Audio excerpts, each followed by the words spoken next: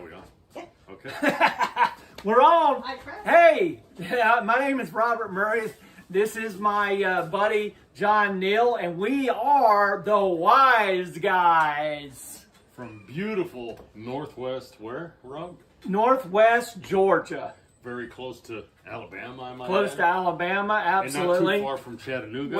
We drink light beer around here, Miller Lite. Okay. Usually craft beers. But this is all. Bob and Doug McKenzie. We only have this crappy beer. Yes, we do. Hey, it's free. It's free beer to me, but if you would have had some better crappy beer, that would have been good. Laura drank the last Yingling last night. Well, let's pan the camera to her and blame her for every damn thing. All right. So anyhow. All right, sippy sips. So anyhow. So what are we going to talk about today, John? So we are here to talk about arguably probably the greatest Canadian rock band of all time, Nickelback. What the hell are you talking about? And they're a good band, but they're not the best Canadian band out there. How You Remind Me is not the greatest song of all time. No? Yeah, that's a really good song. Okay. How you remind me that Thank you. about every day. Okay. Whatever. Okay, so I don't know that shit. Okay. So we're here to talk about the greatest Canadian rock band of all time. Let it fly. Simple Plan. It's so full of shit.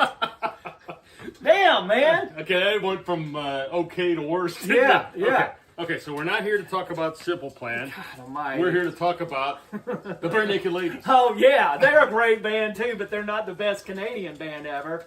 How about 1 week? That's something they do. Something One week or another. No, I'm going to get you. No, I'm gonna that's get Blondie. you. That's Blondie. Okay. Shit. You can Okay. tell I don't like the Bare Naked Ladies. All right. Then. Okay, so greatest Canadian band of all time. Yes. April Wine. Again, not the best band, but great songs from April Wine. Just between you and me. No, you don't like that one. Yeah, I don't like How that one about at all. Dun dun dun dun dun. Good drums. I like to rock. Remember that one? Yeah. Okay, but not the greatest. What's the next Canadian band? Because April, the ones that you've mentioned so far, John Neal, it's not right. Okay, and I haven't seen any of those. And I've seen a lot of concerts, about 500-600 concerts. How about the next one? I have seen them. Did you go from the top 10 down? No, there's no order here. But Loverboy. Loverboy. I saw them in concert with Styx. They're a great band and everything, but Greatest Canadian band they're of the all time. greatest Canadian band of all time. They're not or You are? did not hear me say they're the greatest Canadian band of all time. Okay, Working for the Weekend. You know that one. Everybody's working for That's what- the weekend. Okay. And dun Everybody wants to take a shit. no. Turn Me Loose. You do that? Turn me loose. Okay. All right. Now I have seen them. Okay. It was 1979 or 1980. Uh-huh. At the height of their success. Okay. All right. They were the second band on. The first band on was a relatively unknown John Cougar Mellencamp. Okay. Relatively unknown. Uh-huh. They both were opening for The Who. I'm a little older than you, so you might not remember this, but it was right at that height of the time when the people died going to see The Who. You won't It was get fooled just after again, that. will you? Well, they played that, but it was just after that. So there was all this kind of hyperbole about going to see The Who because people had died in Cincinnati. Yeah. A year or so prior to that. But the ironic thing was it was on Halloween, so it was crazy and people were kind of out of their minds. Uh-huh. And John Cougar Mellencamp, he only had that song really that was popular. That was "I Need a Lover." Remember that one? I need a lover who won't drive me crazy. Yeah. Okay. So, but he was just starting to come out with some decent songs. Somebody threw a fifth of whiskey, hit him square in the forehead. I've never told you this story. No, you never told me this story. Square in the forehead, knocked him out cold. So all of a sudden he's singing whatever he was singing. I don't remember now. He's gone. So the lights come up. Yeah. And they take him off the stage, and get him fixed up. And figure, that's it for, this guy that was opening the show up. Yeah. So he goes, comes back out, and guess what he sings, Rob? Guess what he sings? What he said. I mean, I don't think it was quite a hit yet, or it might have just been on the radio. Yeah. He had a hard, like a construction helmet on, come out, and they obviously bandaged him up, sewed him up, and he played that song, Hurts So Good. I swear to God, that's the truth. He played the song, Hurts So Good. Played the song, Hurts So Good. And then, but he, he soldiered on. Yeah. He was the open act, and I was Loverboy, and then, of course, the Who killed it. Right. But anyhow, so that's that one. But we're not here to talk about Loverboy, are we? We digress, right? Okay, we digress. Okay, greatest Canadian band of all time. What's the greatest Canadian band of all time, John Neal? The Guess Who? No. Well, I'm trying to guess who the best Canadian band is Okay. right now. What about American Woman? No Sugar Town. Go ahead, sing a little American Woman. American Woman. There we go. There we go. With that I don't know anymore. that high voice like John Anderson. So, okay. So giving all the love you have. That's yes. I know. John Anderson. I know. Yes. Okay. But it's not them. Yes. Yes, it's not them. Or who's that? No. Correct. Okay. All right. It's kind of like who's on first. Who's on kinda first? shit. Okay. Who's on second? Okay. Yeah. All right. Greatest Canadian band of all time. What is the greatest Canadian band of all time? Triumph. No, not Triumph. It wouldn't be You ready? Triumph, but Great drummer. great drummer. Yeah. Yeah, they that one. Yeah. Lay it on. You can get higher. Lay it on the line. Woo! All right. So it's not Triumph. No. I'm young. I'm free. Oh, I forgot about that. And one. I'm free. And they did. Got the magic power of music in me. Yeah, pretty good. How about, then they did that one. Fight You the had good me at fight. hello. Fight the good fight. They had that good one. Fight the good fight. Fight the good fight. I can't do that one. I've never seen them either. Yeah, he kind of sounds like another person, but we'll get to that greatest Oh, I Canadian failed to band. mention. I did see the Guess Who. So I did fail to mention that since we're going down. Were this you list on the of bands. Titanic, John Neal? I was on the Titanic. I did see it sink. I can tell you exactly what happened. You did see it sink? I was floating on a piece of tor out there. Now, here's a good one. I was in Las Vegas. Here's another Here we story. go. I was in Las Vegas. Opened up was with my brother. We're going to have a story about my brother. I was with my brother. I opened up the This window. is going to end up being about a 2-hour No, podcast. it's not going to be 2 hours. It will be. But anyhow, I opened the window in Las Vegas there because I'm hearing, I forget what song it was, but it was by the Three Dog Night. Okay. I don't know if it was that. Jeremiah had a bulldog. It's another one of their songs. But I'm hearing that, and my brother's like, oh, that's got to be a cover band down there or whatever. Yeah. So I walked down there, and it was a Three Dog Night. Okay. Watched them play. Finished what? Went down to the next block on the street. It was on Fremont Street. You ever been to Las Vegas on Fremont Street? Yeah. Okay. Went down to the next block. It was Paul Revere and the Raiders. Get out of here. Then went down to the next block. It was the Love and Spoonful. Okay. Then went down to the next block, and it was the Guess Who. Get They out of all here. playing different intervals. Get out of here. Well, it's Las Vegas. Yeah. So they can afford Oh, to yeah. pay all the time. But anyhow, so I have seen the Guess Who and those other three bands that aren't on the list because they're what? Not Canadian. Okay. Okay. This is Y'all, a listen, Canadian I just list. want to let you know that John is going from the top. He's going from the 20, number 20 all the way down. As you can see. No. They're getting better. Okay. Greatest Canadian band of all time. Bachman Turner Overdrive. No. Come on. What is that? Taking care of business. There's a new There's a new one turning over. Is that Bachman Turner I don't Overdrive? even know what song you're saying. Yeah, I don't even know. Okay. All right. So you don't agree What do with you that say, one. All right. B? How about greatest Canadian band of all time? Yes. Neil Young. eh? I know what you're thinking. Yeah. Neil Young's not Neil Young's a person, not a band. Correct. Old man, look at my life. But- I'm a lot like you were. But au contraire, Rob. Oh, Contreras. You say that's a person, not a band. Correct. Well, He was in Neil Buffalo. Diamond? Yes. Neil Diamond. As you Yes, can he's a see, person. The beers are hitting, guys. Right. So he was in Buffalo Springfield. Yes. Crosby, Stills, Nash and Young. Mm-hmm. And the current one and they're coming to town here. Current one he's touring with now is Crazy Horse. Crazy Horse. Okay. Yeah. Okay. So they did it. Rust Never Sleeps and all that. Okay. All And right. No, I have not seen them. They're going to be playing in Hawaii on this one? No, Hawaii? no, they're playing at the amphitheater down here. Oh, the amphitheater. So. Our amphitheater? Yep. So, Okay. So, but he would, as a person, would rank pretty doggone high. Let's be honest. Yeah, Neil Young would exactly. rank pretty Yes. doggone high. So with what we're talking about here, so Yes. far he's got to be top of the list. Yes, With what we're yes, talking about here. yes. But no, we are not here today to talk about Neil Young. We could maybe in another episode because I love Neil Young. Uh-huh. So, but we are here to talk about who? Rob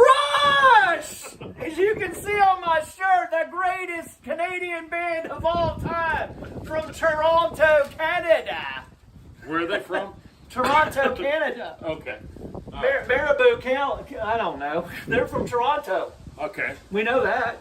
So, who's in Rush, Rob? Rush is, we got Geddy Lee, we've got Alex Lifeson, and we've got the late, great Neil Peart. Okay. Everyone says Neil Peart, John, but it's Neil Peart because Is that he's really how you Canadian. pronounce it?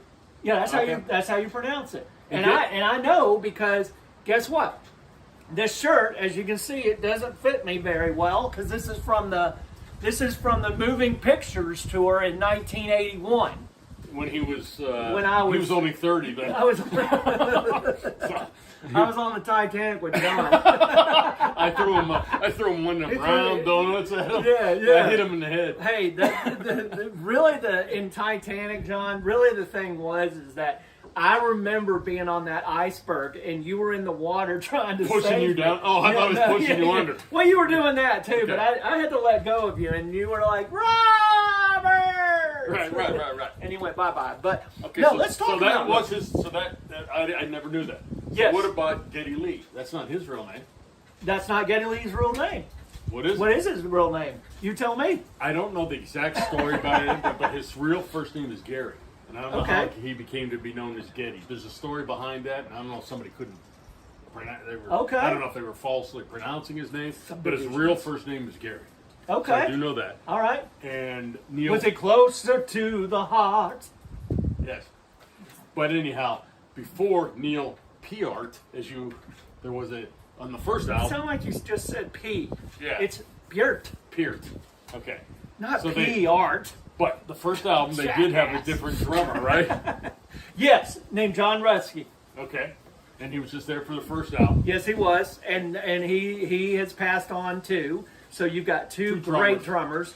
He actually was there for the Rush vinyl album, which was their first one, Rush, On Moon Records. on Moon Records, and he also played, I believe, John. I'm not sure, but I think he played on Fly By Night. Oh, did he play part of that or all I think he did. I think he Okay. played on that, and then they That I got don't know. then they got nailed. They got rid of John, and then they got nailed. He didn't want to tour, right? He didn't want to tour. Okay. He didn't want to tour. That But was Neil probably the did. biggest mistake in his life. Absolutely. I mean, I'm telling you, when they got Neil, it just rose from there, you know. And I mean, the thing is, John, I'll be honest with you, from this concert right here, Moving Pictures, great album, in fact. I went to every single concert from Moving Pictures all the way to their 40th anniversary. And that was the last time I saw Rush because Neil Peart had passed away. Right. A little bit later than that. But what they did at that concert, John, is they went all the way from Clockwork Angels, which was their newest album. They Right. went all Love the that way. album, by the way. Yeah, and they just kept playing like 2 or 3 songs on each. They played 2 or 3 songs on each of the albums, and they kept going down. So the concert basically, I thought it lasted about 6 hours. Because, I mean, that's what's going to happen, you know. You've got some artists that come out there and they, God almighty, they're there for about an hour and a half and they're like, good night! Right. And you're paying all this money. And that's another thing, John. Why are the damn tickets so expensive for everything? Well, in my day, or I should say our day, in the beginning, everybody had the same ticket. You wait in lines, and you'd rush in, and you'd get as close as you could to the stage. Well, you grew up on silent movies. I did. I grew up on Lon Chaney. Guy was playing an organ. No music. I was playing an organ. Right, exactly. Charlie Chaplin. Right, exactly. So, but and I've only seen Rush once, but when I saw Rush for the Signals tour, that's the way it was. You had your ticket, went in there. We got pretty good seats because we waited in line. Opening band was Golden Earring. Yep. And I know Great band. later on after that, they really didn't use opening bands because they would play, big long sets. Yes. So it was a little bit different. It was a little bit different back then. Sorry, a hurricane's coming through. So, Yeah. So that was the only, I love Rush. They're spectacular. I do own, I believe, every single one of their albums. Good bit of them on vinyl. I'm a vinyl purist. Obviously, some of the later ones are only CD, of course. Oh yeah. And I think even the last one, Clockwork Angels, I think I only have a download of that one. Yeah. Everything else I have a physical copy Yeah. of. Well, I have all the CDs, so if you ever want to borrow them and everything, you can. Okay. So anyway, so Can you go get them right now? Yeah. Let me. I'll be right back, guys. So let me tell you a true story. This is honestly true. The Presto tour. You can't believe him. When you can't believe me worth the shit. But the Presto tour, when it came around, I decided to go to the Presto tour and not go to my junior prom. Okay. It was on the same night. So I decided to go to the Presto tour. Okay. I loved it. I thought it was great. I mean, you know, and I won't say much about the proms, but I hated the proms. They were just a bunch of shit. I think that was a good choice, actually. Yeah, I do too. Yeah, Okay. especially when I'm going with another man like you. Well, you know. You had me on a low. You had an older. You're dating somebody older. Yes. Yeah, okay. But I have to say that my favorite song from Rush, if I could have a favorite song on that, Tom Sawyer is a great one. You know, there's a lot of songs that are pop, which is Tom Sawyer, and you got, you know, when they went into the digital age, you had a lot of that going on as well. A lot of synth heavy. Yeah. But the thing is that you know, Time Stands Still, that was on pop radio and everything. Right. But you never really heard Jacob's Ladder. You never heard Xanadu. You never heard Cygnus X. You never heard any of that on the radio or anything like that, because it was a very complicated song, and it wasn't poppy at all. It was just flat out badass. That's all I can say. They were long about it. too. That was the problem too. Yeah, they were long. Other than FM radio, what chance did you have? Right. It's like when Yes did Roundabout. It lasted forever and ever and ever. Or Stormship Trooper, which was a favorite among fans. Yes. But I mean, you're going to hear on the radio, other than late night FM, a 20-minute song. Exactly. Right. And Rush was very much like it. 2112. You could hear bits and pieces on FM radio. Yep. But that's about it. Yep. So. Definitely. And you know, the thing is that, you know, when Neil Peart did Peart, when Neil Peart. Please say it correctly. You're welcome. This made me cough up there a little bit. Hi there. So with that being said, Neil Peart had the best drum solos ever. Oh, that question. I mean, there are a lot of drum solos that I really like and everything, but Neil Peart is not a drummer. They don't consider him to be a drummer. He's a percussionist. Well, there's a subtle difference. There's a subtle difference, yes. Yeah. Now, Danny Carey from Tool is a percussionist. There's a lot of stuff that he does. You have bands like Skid Row, they're drummers. Motley Crue, they're drummers. And, I mean, you know, it looks like that Tommy Lee's... thrashing around. Well, it looks like his damn arms are going to fall off half the Right. time because he's Right. got him up so high and crap like that, you know, looking like an idiot. It's even different than, for instance, some of the great drummers of our time, like a Keith Moon or a John Bonham. They were very forceful, keeping a very good time, even though John Bonham would kind of change things up and things like that. But you're talking about somebody that's a melodic drummer that's almost adding melody with the percussion with Neil Peart. Yes, and there were times that John Bonham was playing so well, and it was like, you know, it's all deep and everything, that I thought his balls got out of there and started, you know? I really, it was unbelievable. Moby Dick. Right. Get it? Right. Yeah, well, okay. I get the reference. So,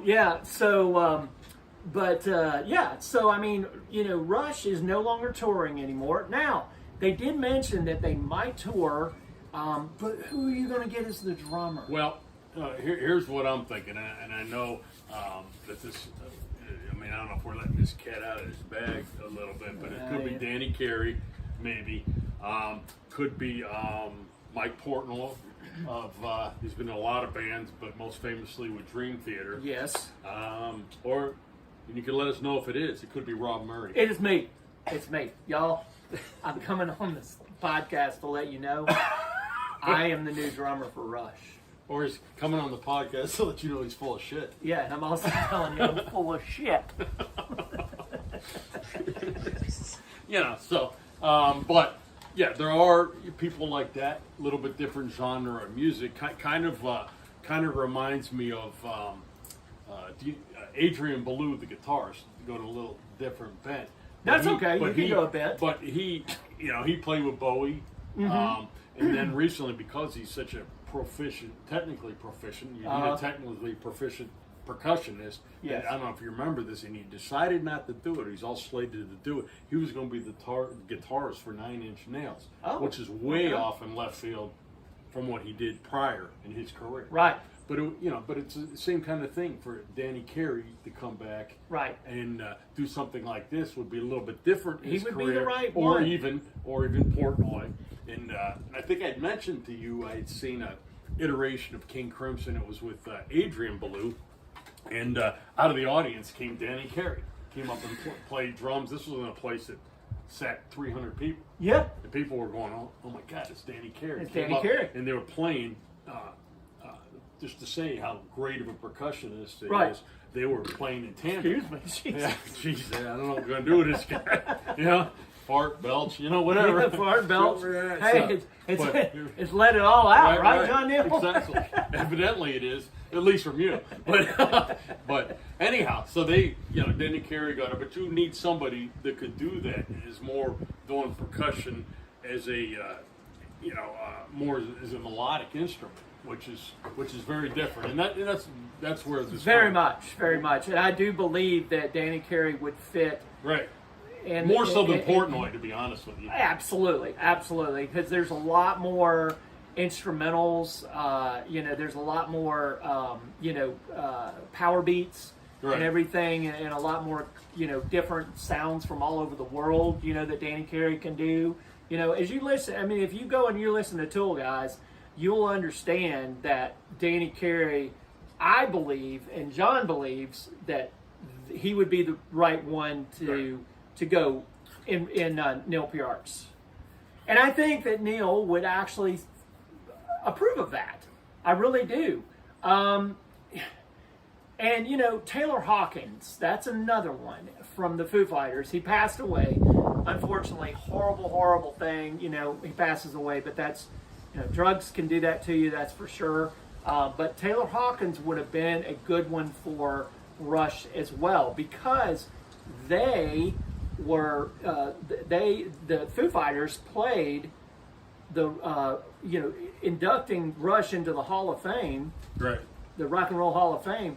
They actually played on on Tom Sawyer and I think it was 2112, which is unbelievable, So Taylor Hawkins would be the person that I would say right now would fit it, because Danny Carey is with Tool. Right. So, and he's not going to leave Tool anytime soon. I don't know. You might know. You might have some information. I don't know, but Tool tends to have these hiatuses where Maynard is doing like Pussifer and things like that. Yes. So he possibly could do it in between. I'm not really sure. Tool. People assume, and they are, a metal band, a industrial band, kind of a mix of that, and they assume that's really all they are. But they're a real, just like some of these other people we've talked about, just like Yes and Rush. They are more progressive than anything. They're a progressive band that has those type of leanings, but they are more progressive type music, and that's why that fits in really so well. What would you think about this? And I know I'm kind of going a little bit far out here right now, but Rush and Tool tour together, and basically Danny Carey gets off the drums and goes over and plays with Rush. I think it would be great, but they wouldn't do it because where were you gonna? Well, I guess they could do stadiums maybe. Just do all stadiums. I would do it. I'd go to stadium. I would go to stadium to see both of us. I would too. You've got. I would love to see that. You got Truist Park. Yeah. Truist Park. I would love to see that actually. That would be awesome. And I was watching. Did you see the Taylor Hawkins tribute and had the Rush guys come out? Yes. Had Lifeson and Lee come out, and then what I noticed, which was interesting, you had Dave Grohl I can't remember he did something off 2112 was the first one. Dave Grohl was playing it, and then Chad Smith played the second song. Okay, I don't want to say they were struggling, but you could see how much they were having to concentrate. Oh yeah, to just do those parts. You follow me? Whereas it seemed to me when Danny Carey came up, it was a lot easier. Oh yeah, for him to assume that. So to go with what you're saying, it seemed like it was a lot more natural. You follow me? Where he's more having fun. Where those other two guys, they did a good job. Don't get me wrong. But those other two guys, you could tell that it was really kind of taxing on them and stuff. Whereas Danny Carey, and it goes back when I saw him with King. Well, it wasn't King Crimson. It was Adrian Belew's kind of version of King Crimson. It was like so natural to him. Even though it was very complex music, it was so natural just for him to get up and do that. Because King Crimson music is very complex. Because it was all written with two drummers, two guitar players. You know what I'm saying? It's all very intricate. And it's amazing. You just like Rush with three guys, how intricate that could be with three men. So, well, see, that's the thing, too, is we're talking about drummers. We're also talking about Alex Lifeson. A lot of people don't think he's a great guitar player. No, he's probably not up there with Eddie Van Halen, and he's not up there with, some of these. Adrian Belew, and I mean, he's not up there. But the thing is, he fit in perfectly in Rush. Right. And those guys were tight, man. They were tight. And Neil Peart was the one that did the lyrics for all of their songs. Right. So, that's the thing about Neil, too, man, is not only was he a great percussionist, but he also was a great author. And lyricist. And lyricist. I mean, he actually rode, did you know this, that he rode a motorcycle to all the tours?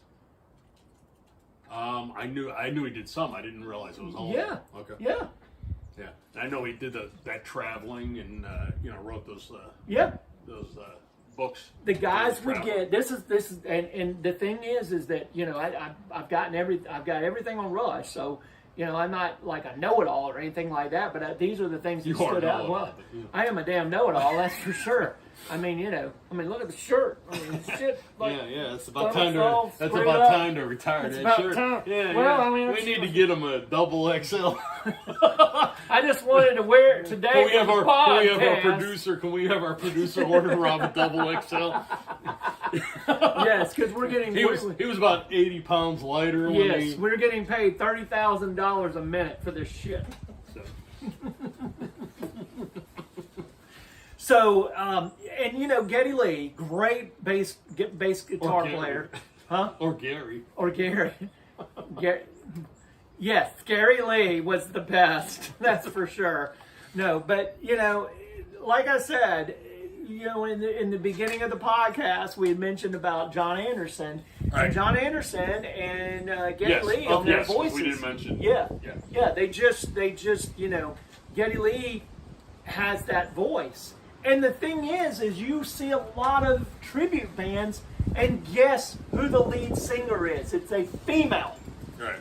Because they're the only ones that could do that, Now, a lot of people hope Ricky's not being blown off the ladder. Hi, Rick. Hey, Ricky, how you doing? You looking at this podcast? You should be painting my damn house. Yeah, I hear Ricky's working on his house, and it's getting a little windy here. It's a little windy here in the old South there.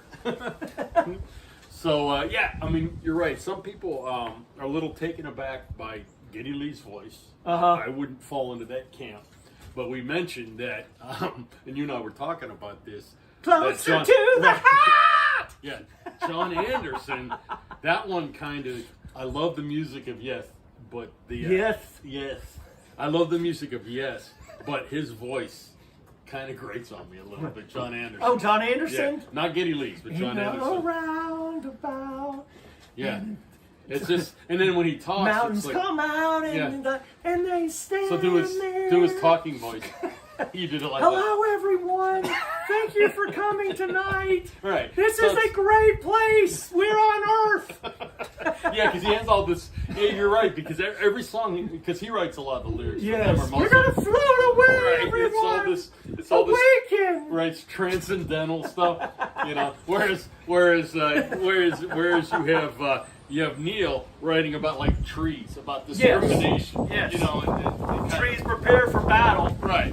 So you have all in your yard. Well, yeah, exactly. and I'll tell you something that's very interesting, and it's no offense to the female audience out there, which is one.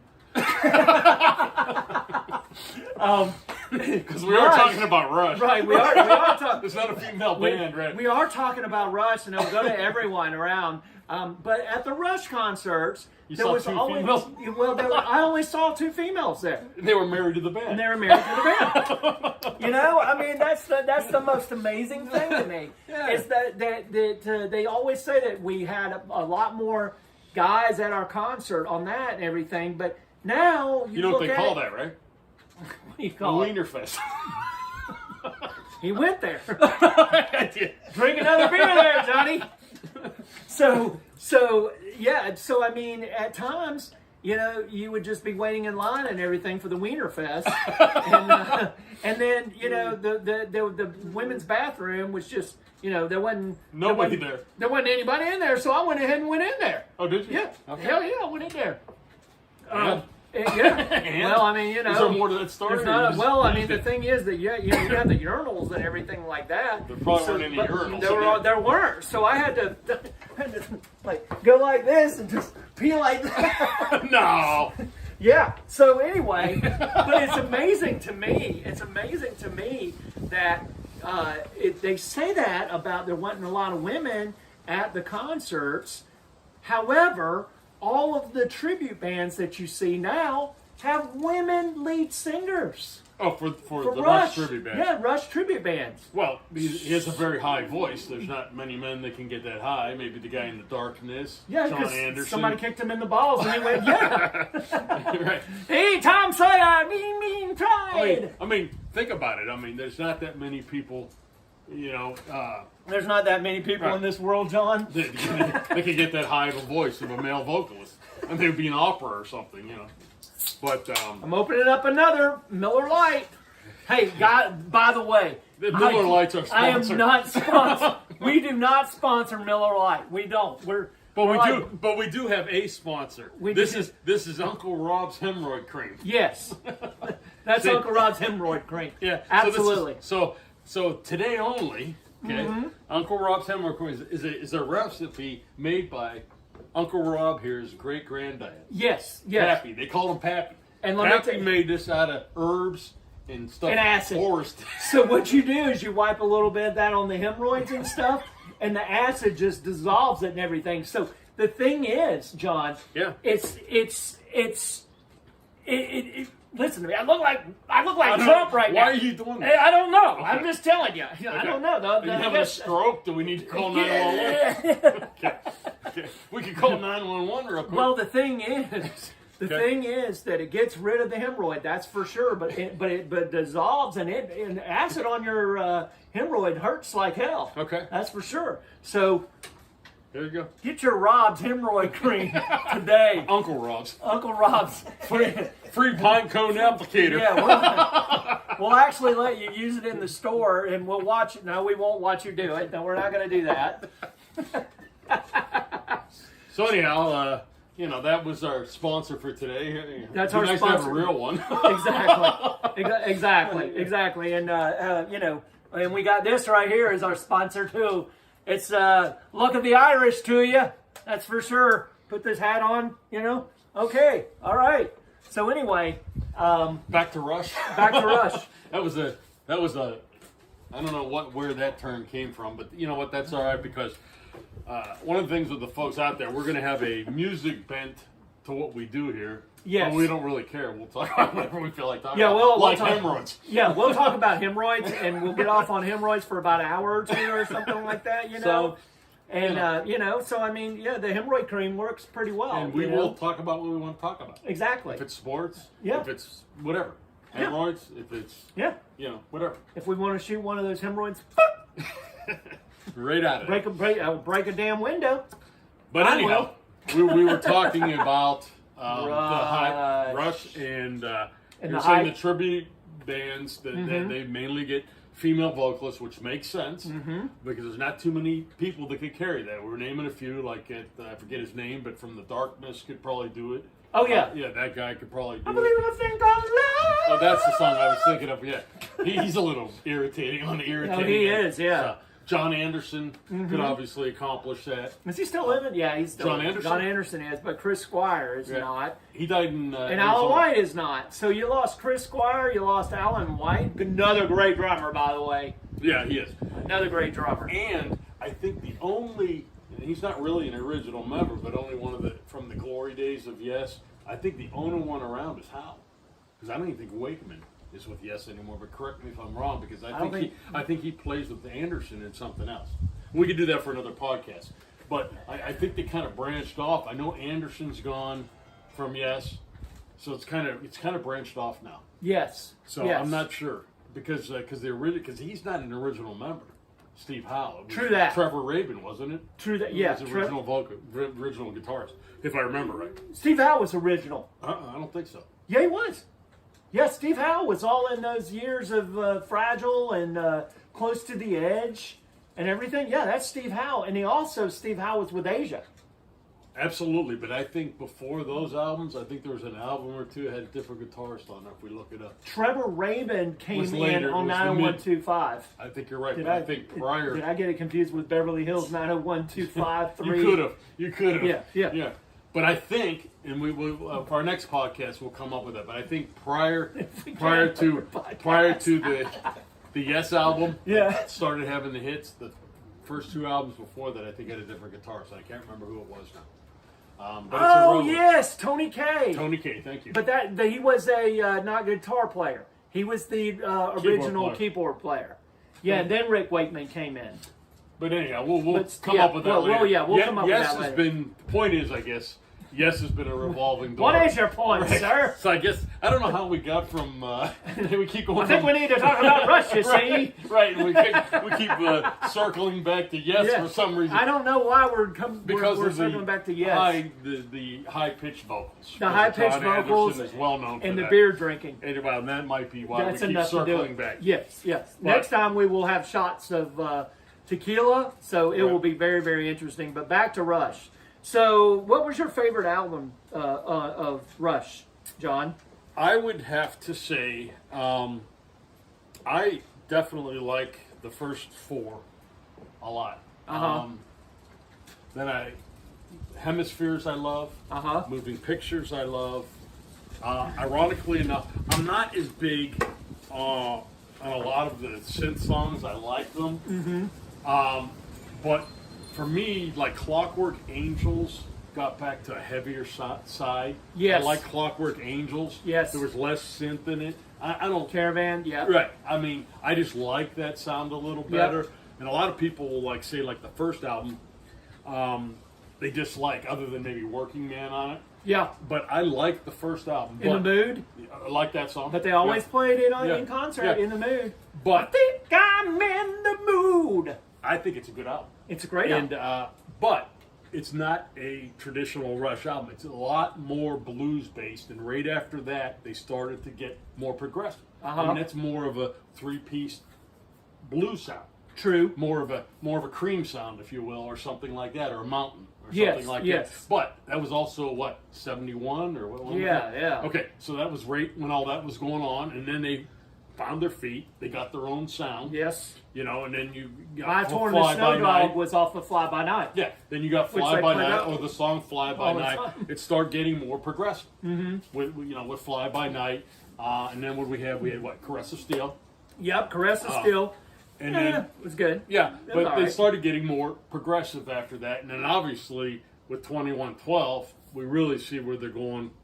As far as the progressive nature was such we have assumed all control. Right, and you start doing long pieces. Very long suites of music. And of which, truly, they would do these suites of music pretty much for the rest of their career. Not on every album, but they would do these long, suites on a lot of their albums.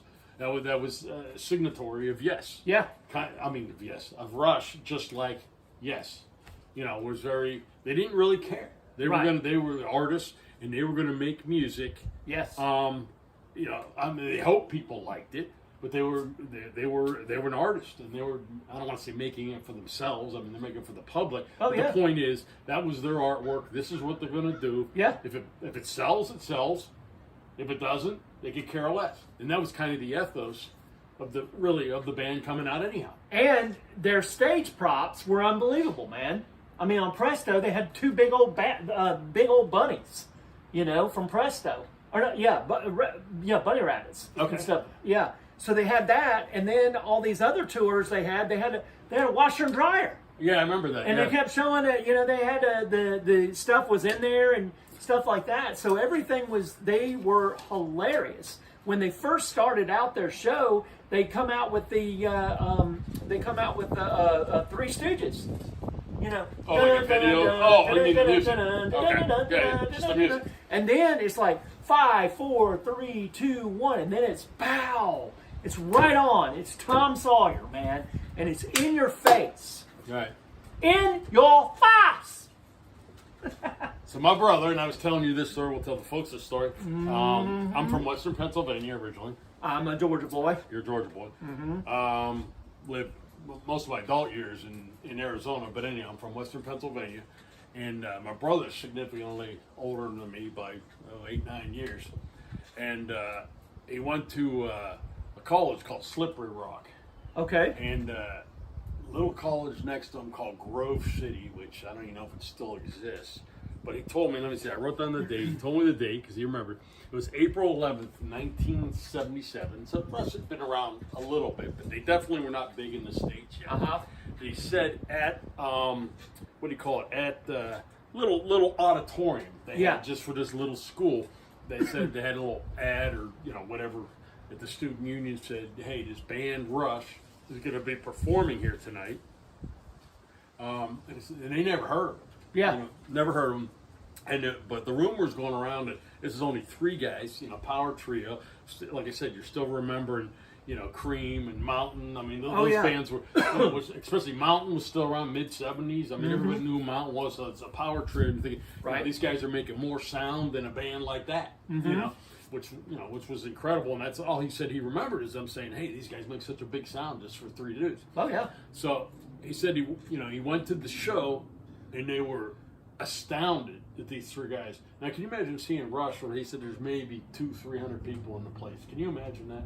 I can't. And they already still had like 2112 out, some of the stuff that became classic over the years, but seeing that played in its infancy. And so he said, wow, you know, they left that show and they're like, you know, that was unbelievable. You know, the sound coming from those 3 guys. And he said it wasn't but, you know, 6 months later, he said they just totally blew up and were huge. So he got to see that at, you know, kind of the infancy, like I said, 300 people. Can you imagine seeing that band with just 300 people? That would be incredible. I mean, what's incredible about it too is, you know, you got a band like the Foo Fighters. They're a great band, man. I've seen them in concert. I've never seen the Foos. They're great in concert, man. They're absolutely great. I saw them with Taylor Hawkins, you know, everything. And the thing is their number one band that they love is Rush.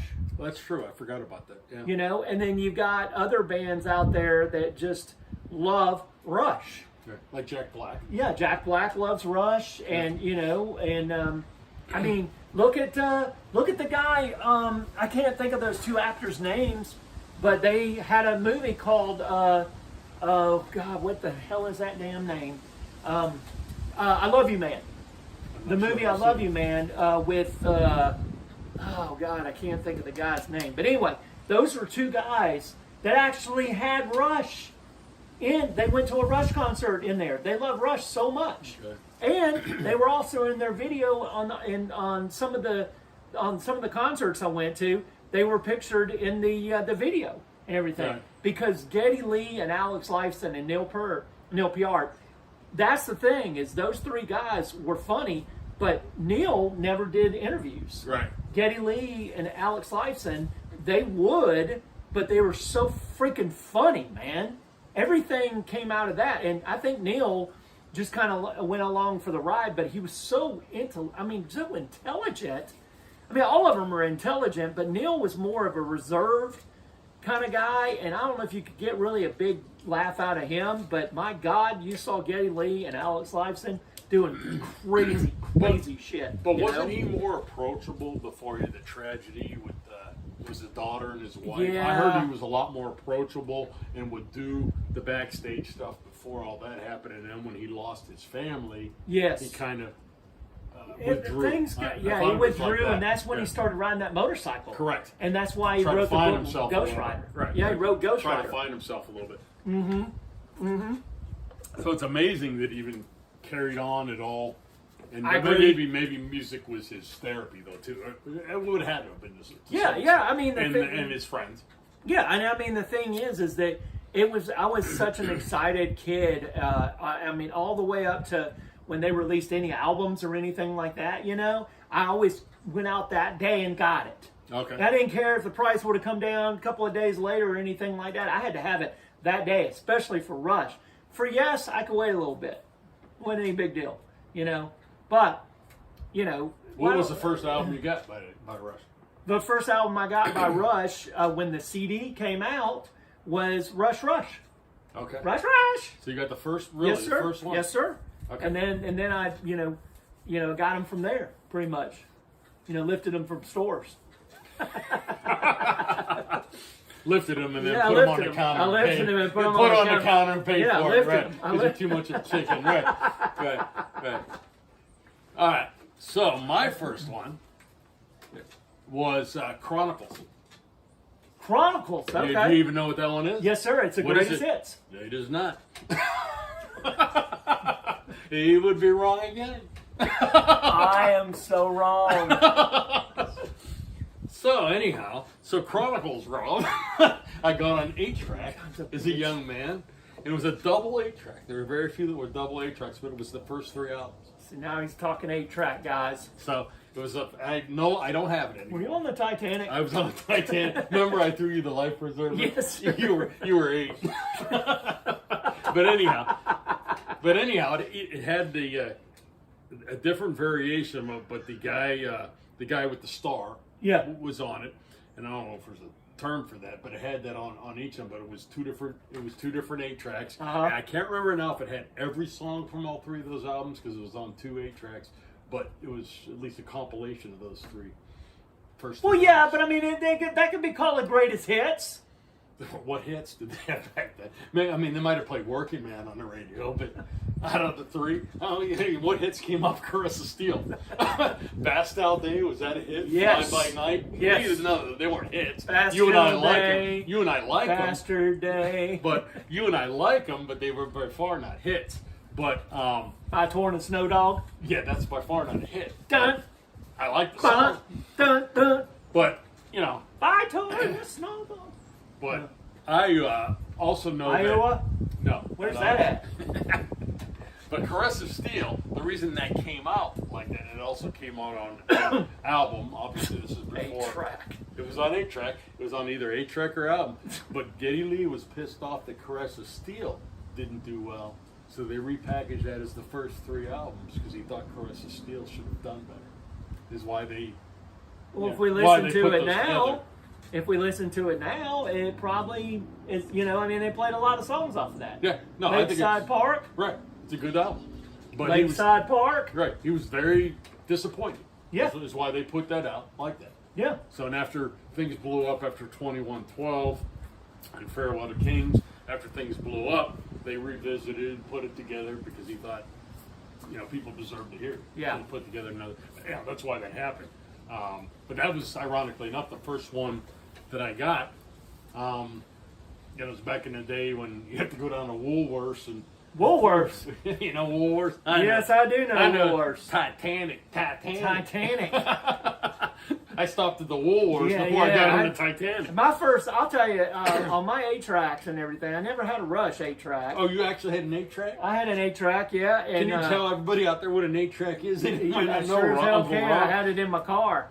You had one in your car? Yes, sir, I you sure were did. A creepy guy? Yeah, Oh. yeah. I had Kiss Alive 1 and Kiss Alive 2. And Kiss I had Alive 3 on 8-track? Bay City Rockets. Bay City Rockets. SATURDAY. Hey, hey, it's SATURDAY. Saturday night. Okay. Anyhow. Sound like the Bee Gees. Right. How deep is your love? But anyway, 8-tracks. 8-tracks were a pain in the ass. Yeah. And cassette tapes were a pain in the ass too, because every time I would put an 8-track or a cassette tape into a cassette player or whatever, it would come unwound, and then it would be ruined and stuff, you know. Or it'd shift a little, and it would bleed from one track to the next, where you're hearing more than you one. talking about something else? No. Okay. No, but anyhow, it would bleed through in sound. Okay, there you go. Yeah, it bleed through. Yep. Yeah. Exactly. Yes, sir. That's the honest Point is, truth. it wasn't a good format for. No, it was not. It was not. That's for sure. Yeah, you know, and the thing is that, you know, with Rush, they, you know, there was also an album called, I'm trying to think. Belch. It's called Belch. Man, are you There was gassy. yeah. Did you just grab my ass? Will I keep you from belching? I will. Snakes and Arrows. Oh yeah. See, there's a lot of albums that people don't remember. They remember Moving Pictures. They remember Grace Under Pressure. Hemispheres. They remember Hemisphere. Yeah, Hemisphere. You're bringing up Hemispheres a lot. I like Hemispheres. Okay. I mean, if you I played it to death on vinyl. That's one of the ones I played to death on vinyl. Hemispheres? And Moving Pictures. Yeah, definitely. But yeah, I mean, like, We're at the world stage, too. Exit Stage Left. Oh, that's what it was. Exit Stage Left, and I All played World's a that Stage. Maybe All it World's a was Stage. Maybe It that was. was it. Okay. It was All Is that the one World's that had like the drum kit on the front of it? Yes, and Okay. the one that had Exit Stage Left. Exit Stage going out. was Yeah. a person Yeah. going and looking out Yeah, and yeah. everything. So Gotcha. that was pretty cool. And you know, that's the thing is that's Moving Pictures right there. That's what Right. Exit Stage Left was Moving Pictures. I have But a yeah, version of that you don't have. I have a version of Exit Stage Left. I would like you to guess the version I have of Exit Stage Left. go ahead and tell me. Laserdisc. Are you serious? I actually got a Laserdisc of Exit Stage Left. You got a Laserdisc thing that you can play it on? No. Does anybody? You just Excuse me. Does anybody even own one of those anymore? Does anybody own a Laserdisc out there, by the way?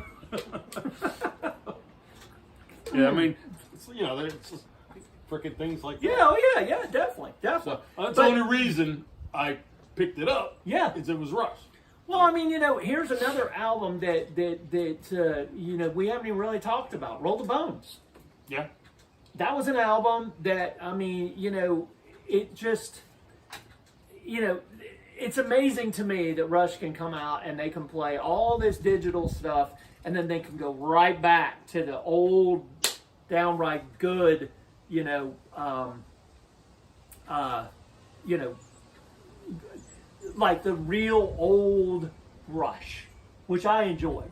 And that's the thing is you get at concerts, I hear at some of these concerts, they won't even play their old stuff. They're playing all their new stuff, trying to get that out. Rush never did that to their fans. They always played, you know, the older songs.